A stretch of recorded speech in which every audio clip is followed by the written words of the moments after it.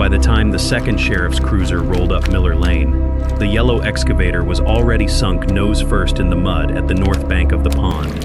Its steel tracks had chewed through the grass Ethan Miller had planted by hand, ripping open the dark, wet soil beneath it. The bucket hung frozen over the water, dripping brown streaks into the shallows.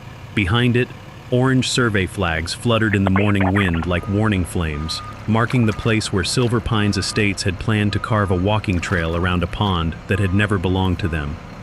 Two deputies stood near the broken gate.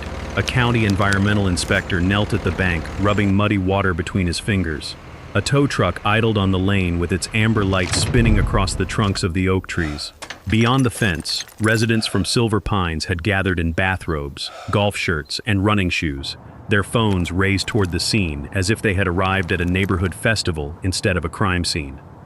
Karen Whitmore stood in the middle of it all in a white blazer and spotless boots, holding a thick HOA folder against her chest.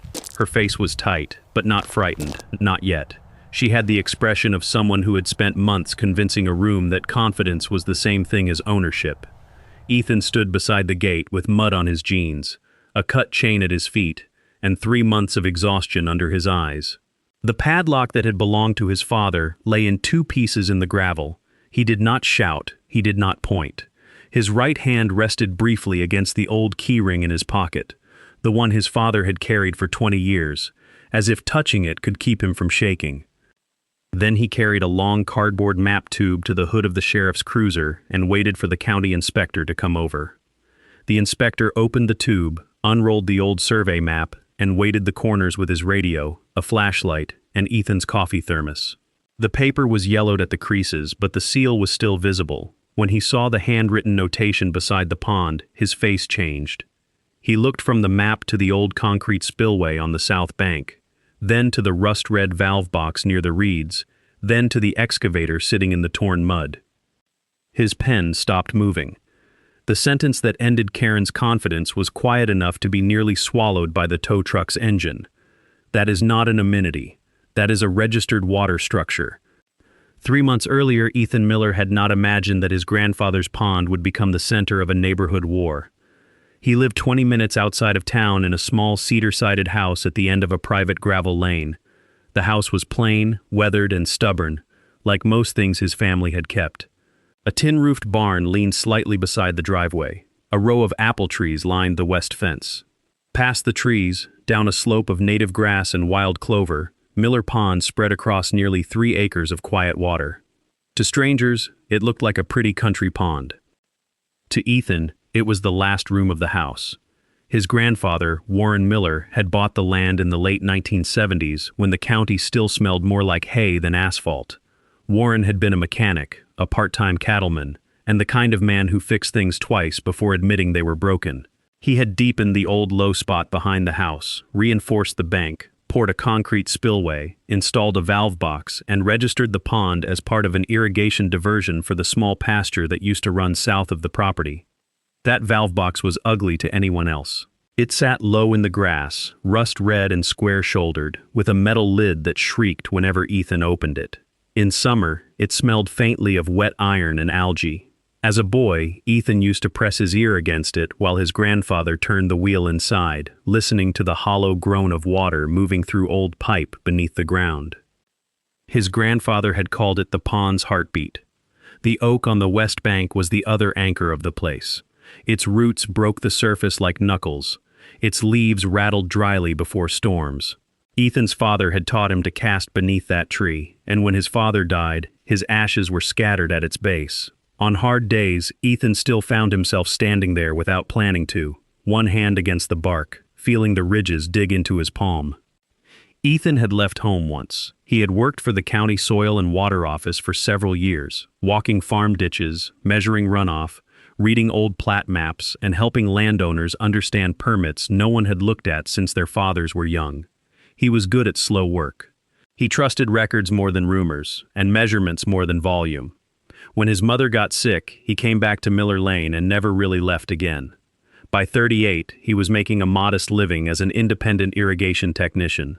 He repaired pumps, mapped drainage lines, replaced cracked culverts, and helped small farmers keep old systems running without spending money they did not have. Most evenings he came home tired, fed the barn cat, checked the pond level, and sat on the dock until the frogs started calling from the cattails. Then Silver Pines Estates appeared beyond the north tree line. The development had started as bulldozers in the distance, and a sign by the county road promising luxury homes, wooded lots, and natural water views. Ethan noticed the phrase the first time he drove past. Natural water views meant Miller Pond. There was no other water near Silver Pines except the drainage ditch along the road. At first, he told himself it was marketing. Developers stretched language the way cheap fence wire stretched after a storm. As long as they stayed on their side of the line, he had no reason to care. For a few months, the new neighborhood seemed harmless enough. Roads were paved, mailboxes went up. Landscaping crews planted ornamental pines in perfect rows. Houses appeared with stone fronts, black shutters, and three-car garages. Ethan heard nail guns during the day and saw porch lights at night where there had once been dark pasture. The first trespassers were a young couple with a golden retriever. Ethan found them on the north bank one Saturday morning, tossing a tennis ball into the water. The dog came out shaking pond water over the grass. Ethan walked down slowly, keeping his hands visible and his voice calm. He explained that the pond was private property and pointed to the fence line and the sign at the gate. They looked embarrassed and left without arguing. 2 days later, a man in running clothes jogged around the same bank with earbuds in. The next weekend, 2 kids were fishing from the rocks near the spillway. A folding chair appeared under the oak tree. Someone left a plastic bait cup on the dock where Ethan's father's tackle box used to sit. That bait cup bothered him more than it should have. It was small, cheap, ordinary trash. But it sat beside the place where his father used to rest his coffee thermos, and Ethan felt a heat rise in his throat that had nothing to do with trespassing laws. He picked it up, crushed it in one hand, and stood there until the pond went still again. Ethan replaced the faded private property signs with new ones and sent a polite email to the Silver Pines HOA office. He included his deed, the most recent boundary survey, and photographs of the fence posts along the north line. He explained that the pond was part of the Miller parcel and asked the HOA to correct any misunderstanding among residents. The reply came from Karen Whitmore, president of the Silver Pines Homeowners Association. Her words were polished enough to look reasonable at a glance. She thanked him for reaching out. She wrote that the association had historical access to the pond area. She wrote that several homeowners had purchased lots with the understanding that the pond was a shared neighborhood amenity. She wrote that Ethan should refrain from intimidating residents while the matter was clarified. That last line stayed with him. Ethan requested a meeting and drove to the Silver Pines clubhouse the following Thursday evening with a folder under his arm. The clubhouse was all glass, stone, and new wood smell. A gas fireplace burned behind Karen's chair, though the evening was warm. Karen Whitmore was not careless. That was what made her dangerous. She had built her authority in Silver Pines before the last houses were even finished. She organized welcome packets, pressured the county about streetlights, corrected landscaping crews, and made herself the person residents called before they called anyone official. Her husband had lost money in a failed brokerage years earlier, and Silver Pines had become the place where she rebuilt her status. One rule, one committee, one public victory at a time. The pond was not just water to her. It was the centerpiece she had promised. It was the photograph on the brochure, the view that justified premium lots, the proof that Silver Pines was not just another subdivision cut out of old pasture. If Ethan kept it private, Karen did not merely lose a dispute. She lost face. She laid a glossy marketing map on the table. On it, the pond was shaded pale blue and labeled Silver Pines Pond Amenity. A dotted trail looped around the water, passing straight through Ethan's north bank, across his dock, and around the oak where his father's ashes rested. Ethan placed his survey beside it. The real boundary was not subtle. The pond lay entirely inside the Miller parcel. Silver Pines ended at the fence line, several yards north of the water. The trail on Karen's map did not exist. The amenity did not exist.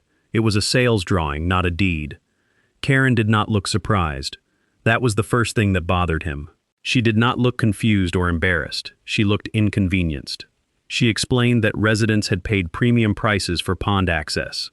She said Silver Pines intended to maintain the shoreline, improve safety, remove unsightly farm debris, and create a tasteful walking path. The unsightly farm debris, Ethan realized, meant his grandfather's valve box, the old concrete spillway, the weathered dock, and maybe the barn visible through the trees. She offered to let him continue using the dock if he cooperated. That was the moment Ethan understood the problem was not a misunderstanding. Karen knew exactly what she wanted. She wanted Miller Pond absorbed into the image of Silver Pines, and she believed Ethan would be too tired, too broke, or too polite to stop her. He left the clubhouse with the same folder he had brought in, but something in him had tightened. The first fine arrived 9 days later. It was printed on HOA letterhead and sent in an envelope from a law office. $750 for non-compliant fencing adjacent to a community amenity. Ethan stood in his kitchen reading the letter while rain tapped against the tin roof of the barn. The absurdity of it might have been funny if the tone had not been so cold. He was not a member of the HOA. His land had never been part of Silver Pines. Their architectural rules had no authority over his fence, his barn, his pond, or the color of the peeling paint on his tool shed. His first instinct was to answer the way his old county job had trained him. Clean letter, certified mail, deed attached, survey attached, no emotion. He typed the response in 20 minutes. Then he sat at the kitchen table for nearly an hour without printing it. The rain got harder. Water ticked in the gutter. Across the room, his father's old keyring lay beside the sink. The broken leather tab darkened from years of use. Ethan realized he was not angry at the fine. He was angry that Karen had made him feel like a trespasser in his own kitchen. He deleted half the letter and started again. The final version was still factual, but it was no longer timid. It stated that the HOA had no jurisdiction over his property, that no member of Silver Pines had permission to enter Miller Pond, and that future intrusions would be documented as trespass. He sent it by certified mail, but the act did not calm him the way paperwork usually did. A week later, Ethan came home from a pump repair job and found a landscaping crew mowing along the north bank. They had crossed through a gap near the tree line and cut down the deep-rooted grass he had planted to hold the soil after spring rains. The mower had scalped the slope down to dirt in several patches. Loose clippings floated in the pond. Ethan did not write a letter that day. He walked down the hill so fast his boots slid in the damp grass.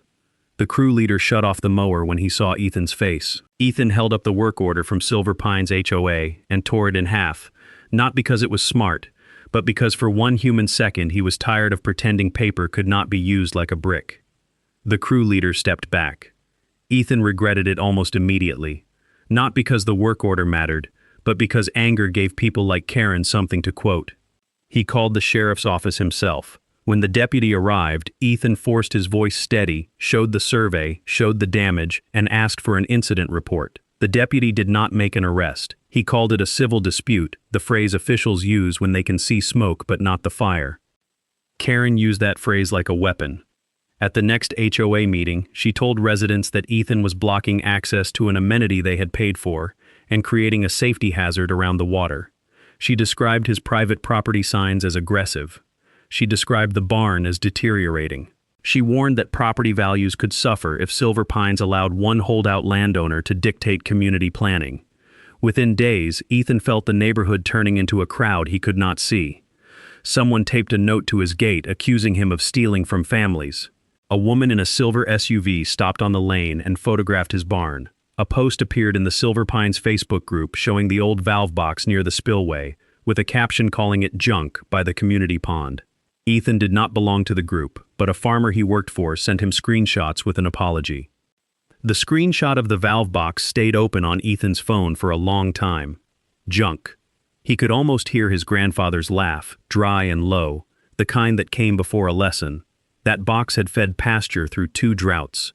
It had kept cattle alive in August heat.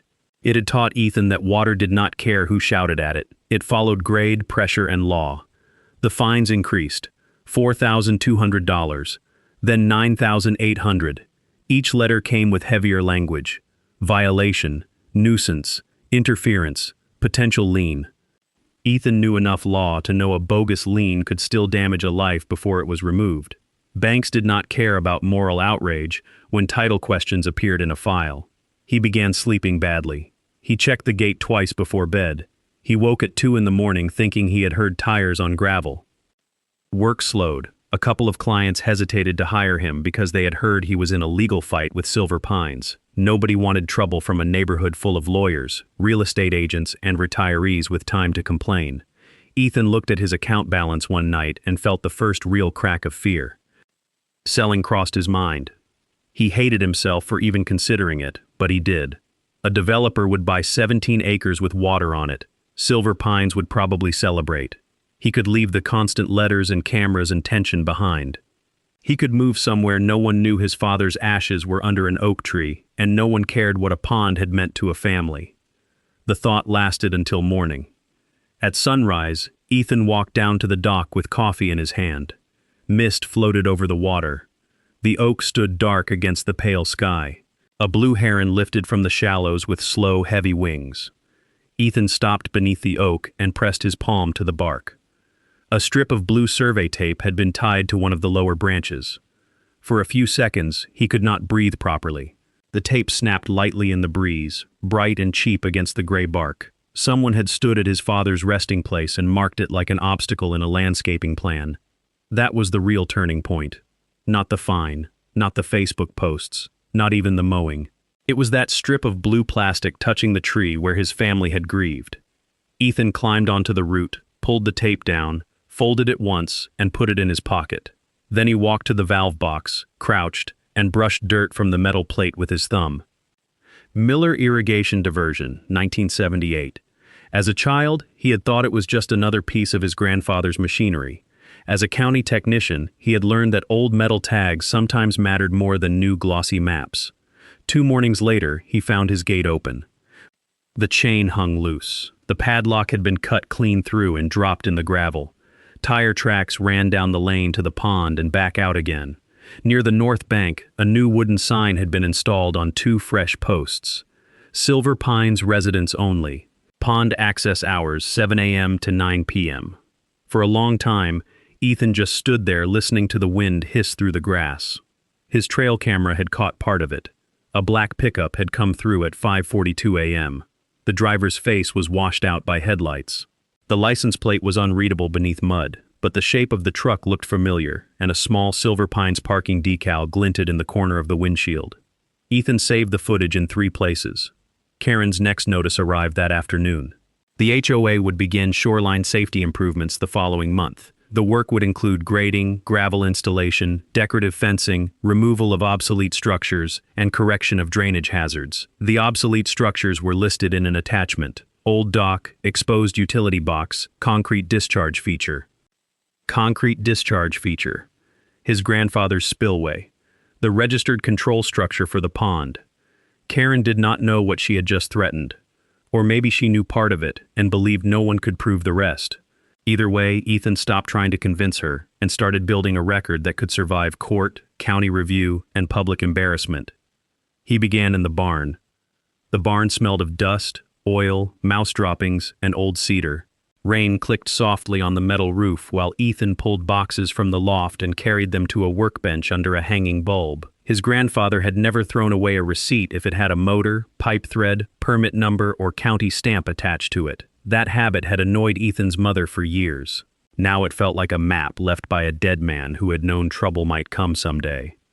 He found pump invoices from 1979, a hand-drawn sketch of the spillway, black and white photographs of Warren Miller standing beside a backhoe, his arms folded, his boots sunk in clay. A county envelope brittle with age. Inside was a receipt for a water diversion registration fee, stamped in blue ink. It was not enough by itself. Ethan knew that. A receipt could point to a record, but it could not replace the record.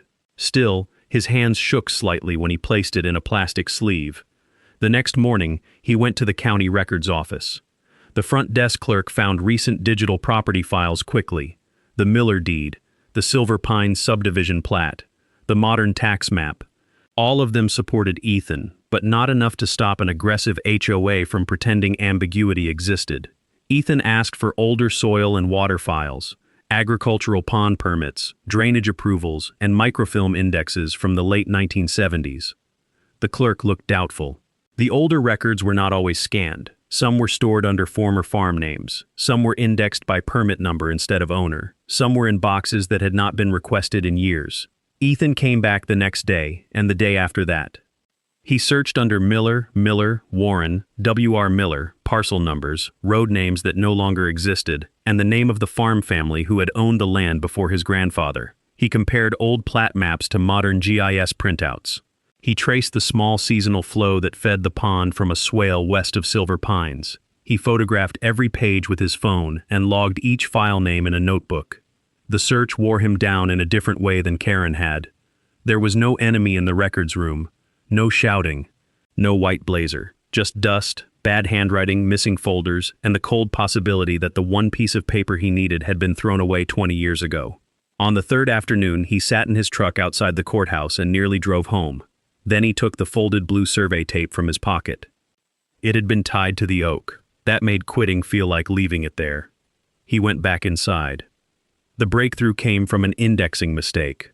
A 1978 permit had been filed under Miller Agricultural Pond, with an A, attached to the old section number rather than the modern parcel.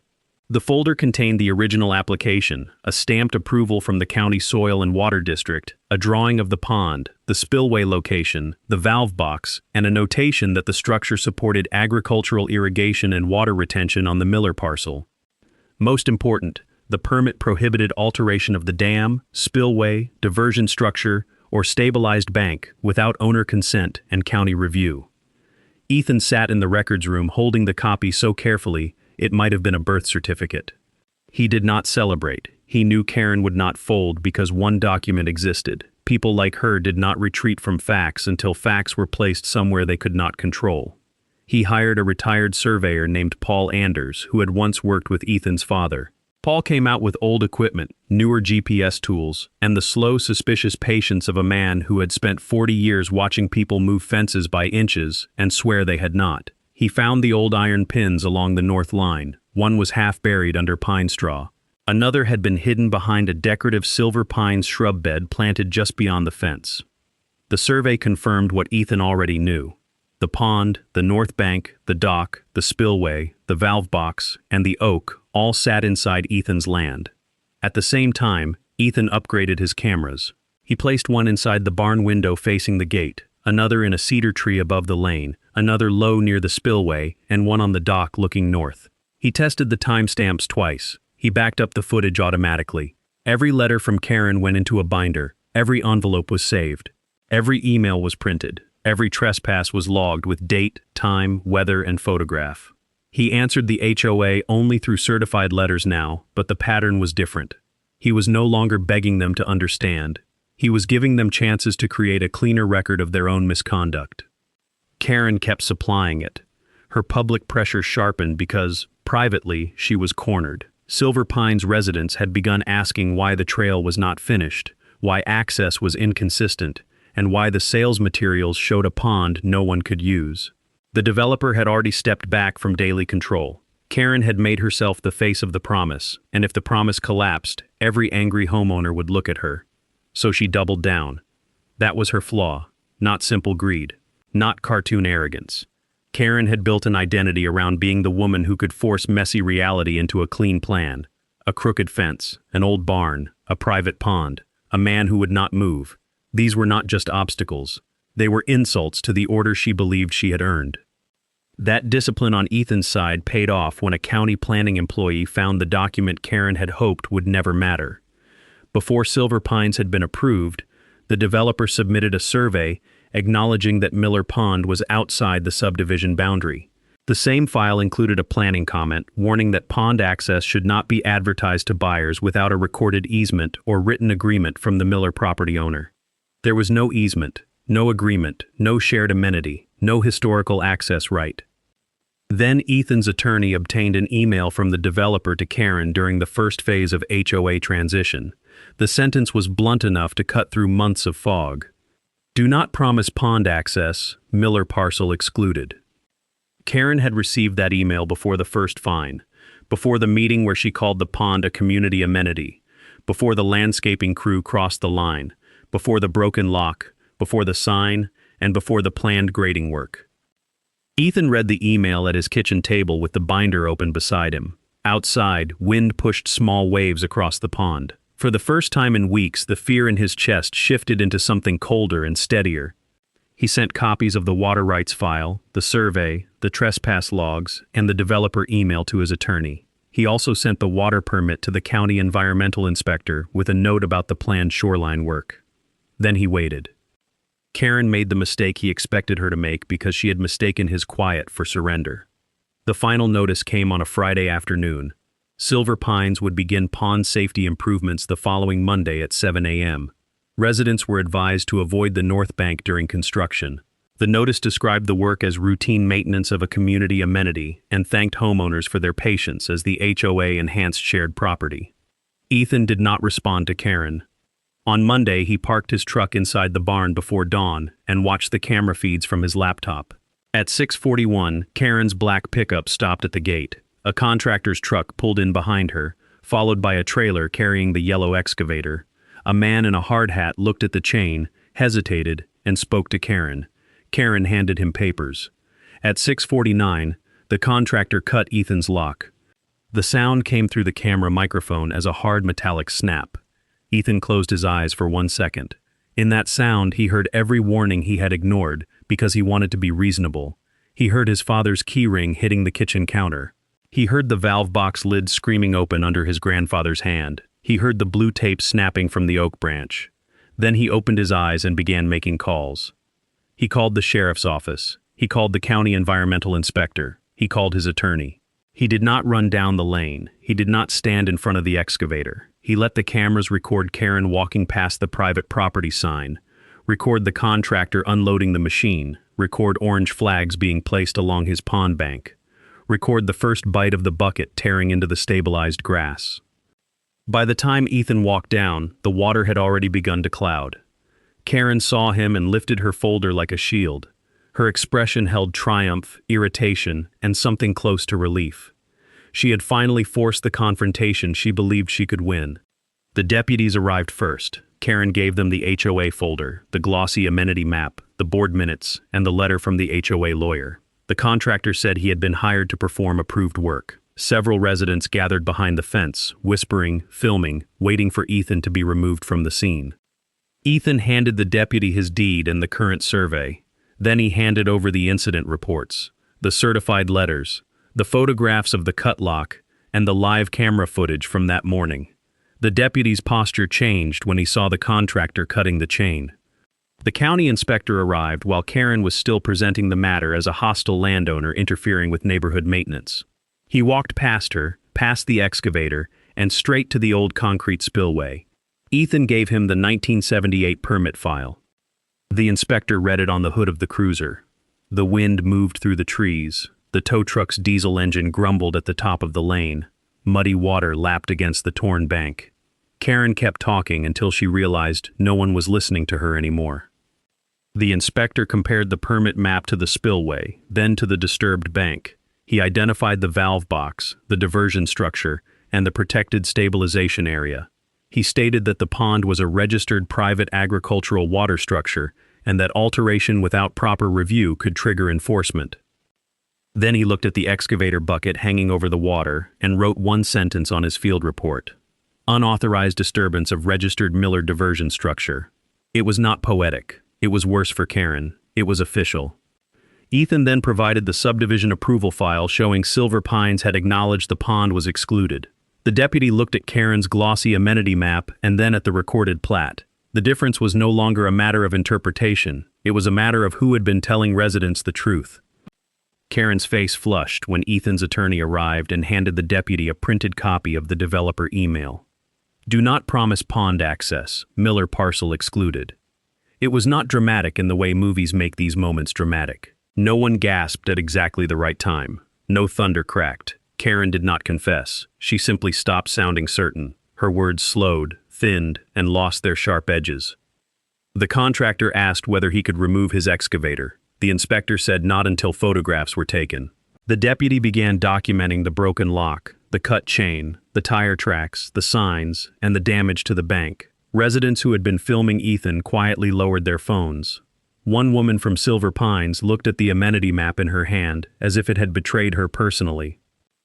The emergency HOA meeting was held 2 nights later in the clubhouse where Karen had first offered to let Ethan use his own dock. This time, the room was packed. Residents stood along the walls. The developer's representative sat near the back, jaw tight. The HOA attorney kept his papers stacked neatly in front of him and rarely looked up. Karen sat at the center of the board table, no white blazer this time, only a dark cardigan and a face stiff with controlled anger. Ethan did not raise his voice. He did not insult her.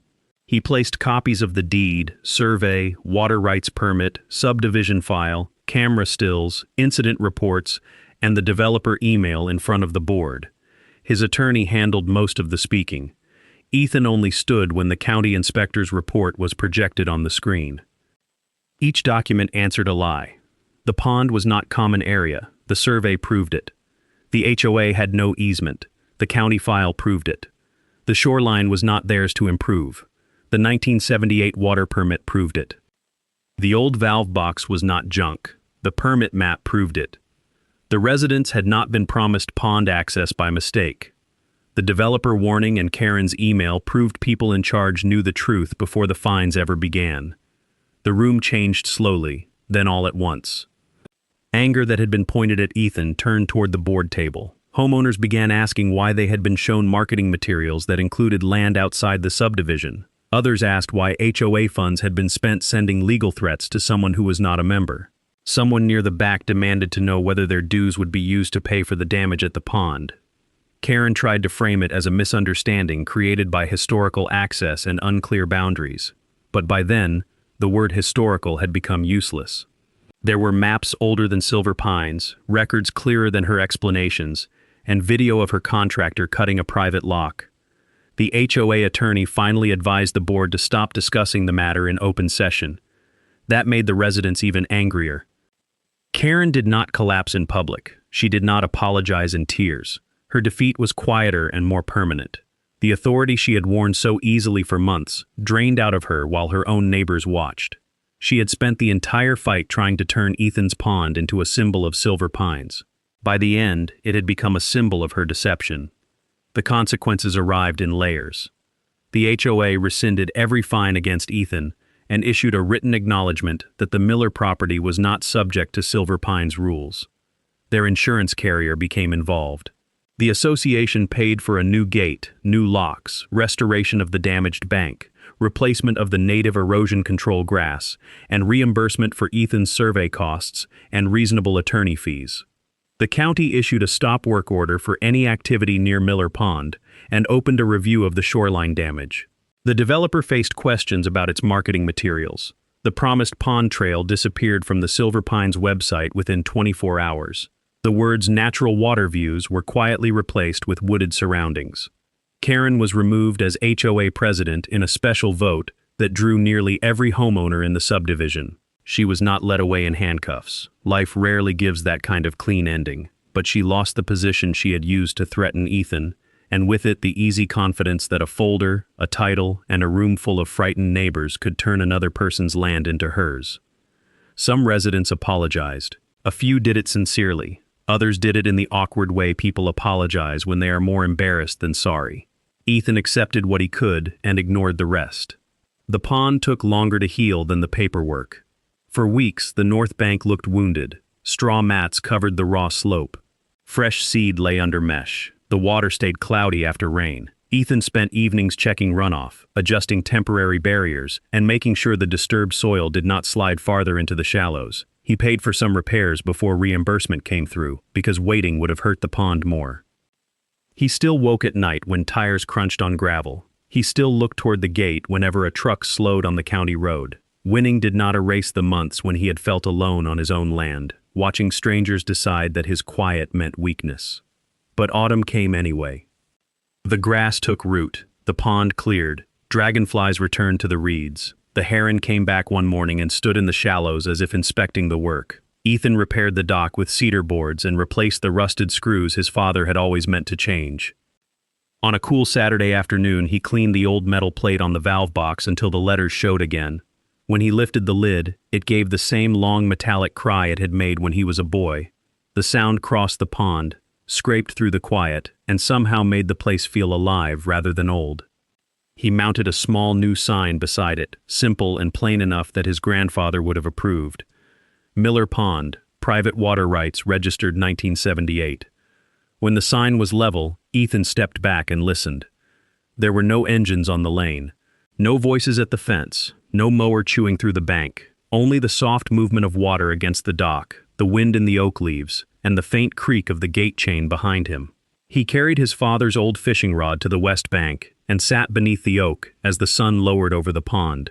The scar in the north bank was still visible if someone knew where to look. So was the place where the blue survey tape had been tied. Ethan touched the bark once, then let his hand fall. The water was still there. The oak was still there. The dock held his weight. The land had not been taken by a map drawn in someone else's office. Some places are protected by fences, some by deeds, some by old county records almost lost to dust and misspelled names. And some are protected because one tired person refuses to let the world rename what his family spent a lifetime building.